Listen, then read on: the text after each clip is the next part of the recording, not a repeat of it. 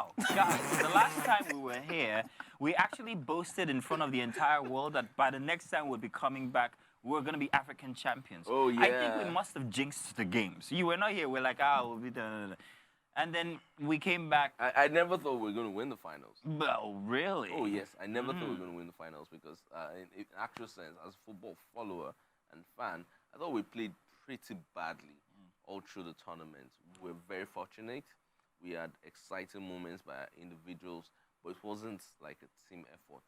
And for me, I felt individually there were some really standout performers. And at the same time, we actually did well, you know, playing the finals and coming second. Unfortunately, that didn't really play out from, you know, what was given out by, you know... 4 names stood out the entire game. It was, of course, Nwabali, who is also now known as Nigeria's best brand of condom. Wow. But they do say that even condoms are only successful 99% of the time. It never goes in. It was that one time he let in a goal. Yeah. There was Osimhen for his grand performance. Yeah. There was Aina did for Osimhen really have a grand performance? His ridiculous performance. Really? And there was Iwobi for his absence. Wow. But Nigerians, why do people do this? No, Guys, for his absence. But am I wrong? Well, you're wrong to an extent because if you watch his game from the beginning of the tournament, you can see his contributions. And if you follow his record with the SuperEagles, you can see his contributions as well.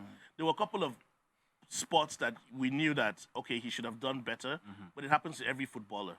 You know, I was skeptical about the game because of the jinx of actually meeting a team you played in the first round and meeting them the host again. nation. Exactly, and then the host nation. So people are already telling me that it doesn't work that way. You can't beat a team twice when you meet them.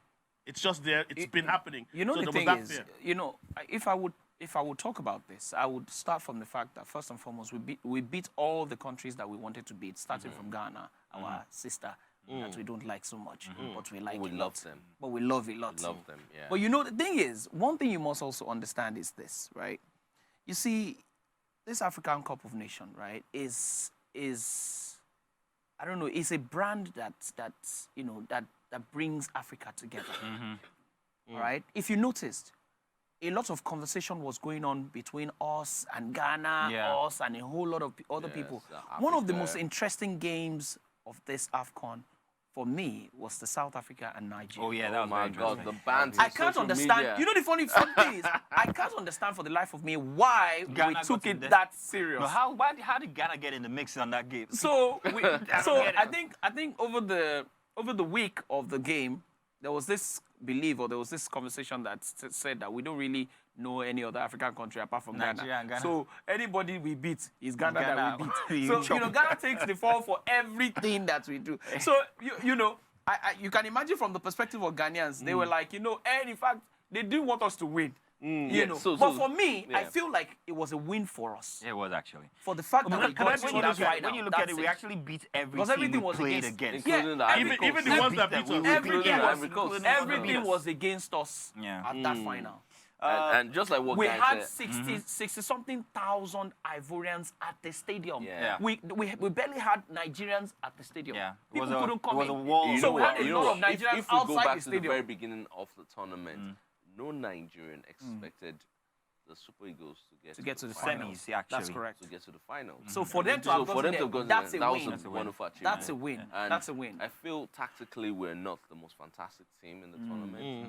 But You keep on talking about the tactics. I get where you're coming from, but yeah, because we're used to playing together, flair football. Yeah, but football. the thing about very football is entertaining. it comes down to 90 minutes, win or lose. Yeah, but So what no I'm matter saying how is this, good you play, the or how average bad Nigerian, you the play, average Mazin, Nigerian I would wanna rather ask a watch a question. football match and go like, I wanna ask oh, a we question. played very Can I well, ask but one we lost question? the match. Wait, do you think that it makes tactical sense, I mean, strategically, to bring in superstars from different clubs into Is that what it national... was? Is that what it Yes, was? we had a lot of You think people that there. Of course, yeah, We had a lot of definitely. people. Osimhen was, you know, in Napoli. Current African You football know, of the year. yes, but we that's not an issue. That shouldn't So be I'm an issue. asking, you know, when you have too many stars in a place, you tend to have clashes. They are not passing to each other. Everybody wants to Yeah, show they weren't himself. doing a lot Everybody of wants that. to They do weren't doing this. a lot of Everybody that. wants to do that. So my question is, do you think it makes sense for us to bring too many stars into a national Real quick team. before we go into the next, I would say, you're saying this now because we didn't win the final. We won every other thing with the same superstars. If we had won the final, would you still be saying this?